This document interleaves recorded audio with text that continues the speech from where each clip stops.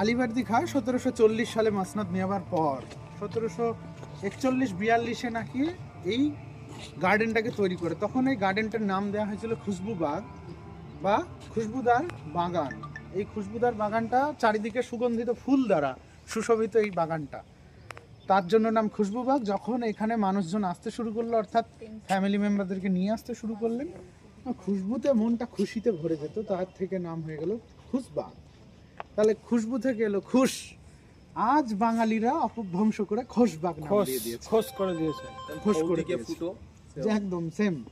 এই খোশবাগটা সম্পূর্ণ সিরাজউদ্দৌলার ফ্যামিলি মেম্বারদের সমাধি ক্ষেত্র, যেখানে সিরাজউদ্দৌলা আলিবর্দি খাঁ তাদের সমাধি, মানে তাদের পরিবারের সমাধি ক্ষেত্র এটি। এবং এটি মুর্শিদাবাদের অন্যতম বৈশিষ্ট্য, বাগানের মধ্যে সমাধি খোশবাগ।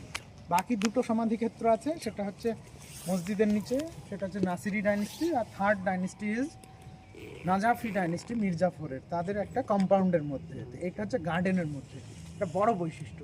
এটি হচ্ছে সেই সময়ের চৌবাচ্চা, যেখানে জল রাখা হতো, অজু করা হতো ইত্যাদি করা হতো। এবং এটা হচ্ছে সমাধি মসজিদ, সমাধি দেওয়ার আগের যে রিচুয়ালসগুলো সেইগুলোতে এখানে করা হয়। এখন এটা ASI আর্কিওলজিক্যাল সার্ভে অফ ইন্ডিয়ার আন্ডারে তত্ত্বাবধিত এবং সংরক্ষিত, তাই এটা প্রোটেক্টেড মনুমেন্ট।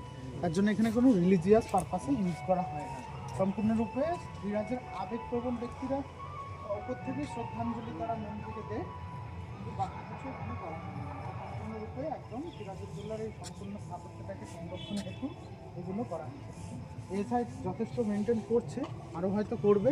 আমরা এরপরে হয়তো আরও ভালো কিছু দেখতে পাবো। চলো এবার আমরা গন্তব্যে এগিয়ে যাই।